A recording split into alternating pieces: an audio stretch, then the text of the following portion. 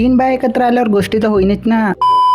आज मी आता वास्तूकमध्ये बस दिन भर मोबाईल में लगे रहो. त्याच्यानंतर मी येऊन गेलो कारमध्ये तर कारमध्येही मोबाईल पाहत. त्याच्यानंतर इथं पोहोचल्यावर इथं अडी दिसली. या लोकांचे तर इम्पॉर्टंट डिस्कशन सुरू होतं. कॅमेरा काढ पाहून हे बाई अशी हसत होती.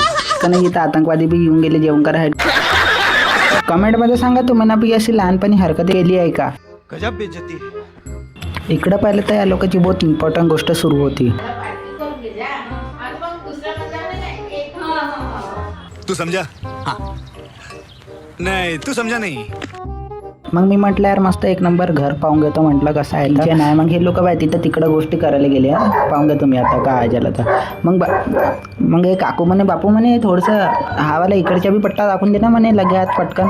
म्हटलं ठीक आहे काकू. म्हटलं टेन्शन वगैरे सब दाखवतं म्हटलं घरच्या. ठीक आहे गल्ली बाई इथं मस्त एक नंबर बाथरूम होतं या गल्लीत. आणि इकडं पेंटचे डब्बे तुम्ही ठेवू शकता. एक नंबर जागा आहे आपण. त्याच्यानंतर मी आलो मेन कोरकडे. मग एक नंबर इथं जेवण घेऊन टाकलं.